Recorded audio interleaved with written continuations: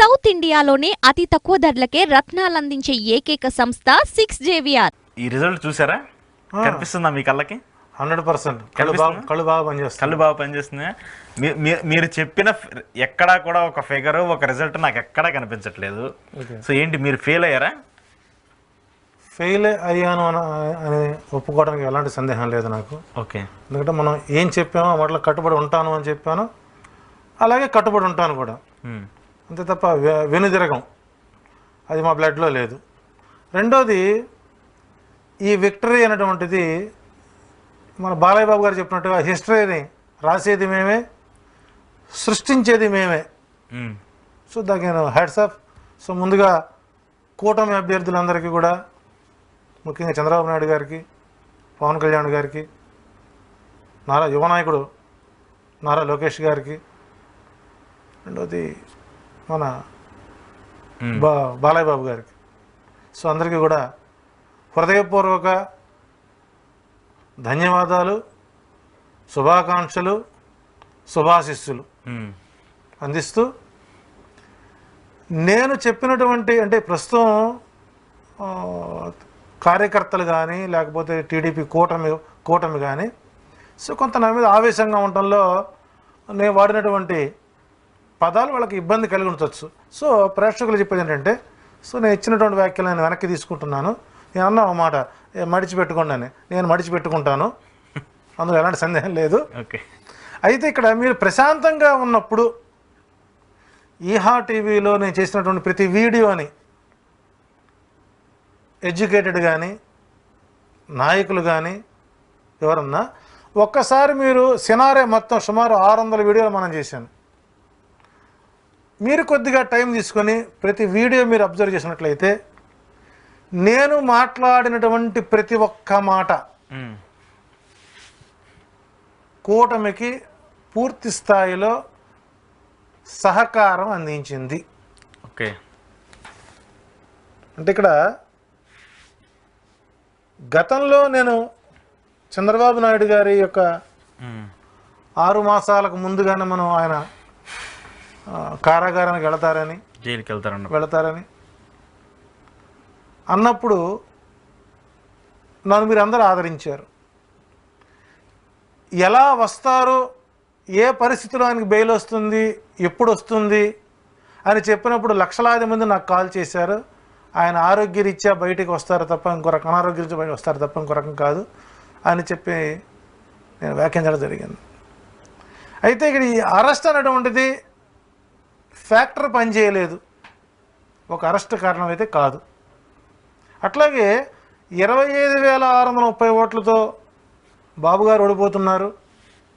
అట్లాగే లోకేష్ కూడా ఒక ఓటమి అవకాశాలు ఉన్నాయి అని ప్రధానమైనటువంటి 4 వ్యక్తులను ఎప్పుడైతే నేను ఒక మానసిక ఒత్తిడితో, అంటే ఏదైనా సరే ఆత్మ సాక్షిగా మనం సమాధానం చెప్పుకోవాలి. ఈ 4 మీద నేను ఎప్పుడైతే కుంభస్థలం మీద పడ్డానో ఆ 4 అలర్ట్ అయ్యారు. ఓకే. ఎందుకంటే గతంలో చంద్రబాబు నాయుడు అరెస్ట్ అవుతారని చెప్పారు, ఈయన ఎప్పుడు వస్తాడో చెప్పారు. సో కాబట్టి విఘ్నత ఉన్నటువంటి వారు అలర్ట్ అయ్యారు.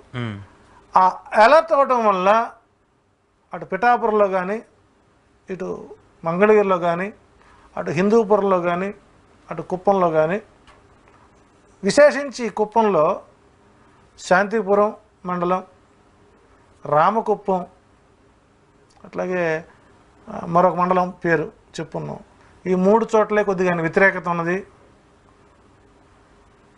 ఆ రోజు నేను మాట్లాడినటువంటి ఆ సమయానికి 100% టీడీపీ కార్యకర్తలు ఒప్పుకున్నా ఒప్పుకోకపోయినా చంద్రబాబు గారు, భువనేశ్వరి గారు ఆ వీడియో లోకేష్ గారి మొబైల్లో కూడా అట్టే పెట్టుకున్నాడు. ఆయన సమాచారం నాకు ఉంది.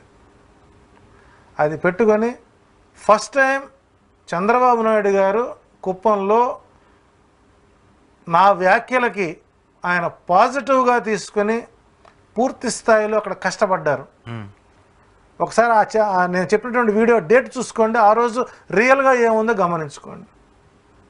సో అక్కడ ఆయన పూర్తి స్థాయిలో మోహరించుకున్నారు, తన పట్టు తిరిగి మళ్ళీ సాధించుకున్నారు, విజయం సాధించారు. ఒక రకంగా చంద్రబాబు నాయుడు గారికి ఈ విజయం ఒక చారిత్రాత్మక విజయం అని చెప్పుకోవాలి. సో కాబట్టి ఇక్కడ నేను వ్యతిరేకంగా మాట్లాడాను అని మీరు అనుకోవడంలో తప్పులేదు, కానీ ఇది నా ఇన్నర్ ఫీలింగ్ ఏంటంటే, ఒక పరిణితి చెందినటువంటి జ్యోతిష్యుడు కానీ ఎవరైనా సరే ఒక విషయాన్ని బయటకు చెప్పినప్పుడు ఈయన ఎందుకు ఇలా చెప్పారు అని ఆలోచించుకుని సెటరైట్ అయిన వాళ్ళు నలుగురు, చంద్రబాబు నాయుడు గారు, బాలకృష్ణ గారు, లోకేష్ గారు, పవన్ కళ్యాణ్ గారు.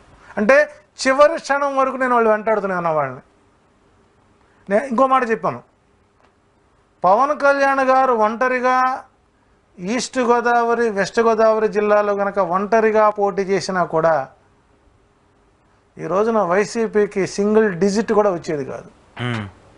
బహుశా నా అంచనా ప్రకారం ఒకరో ఇద్దరు గెలిచిండేవాళ్ళు.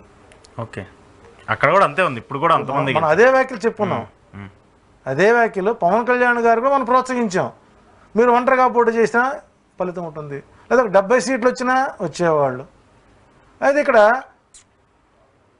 ఒక నెగటివ్ ఫోర్స్ ఏదైతే ఉందో దాన్ని బి పాజిటివ్గా మార్చుకున్న వాళ్ళు ఎవరన్నా ఉన్నారంటే అది తెలుగుదేశం పార్టీ వాళ్ళని నేను.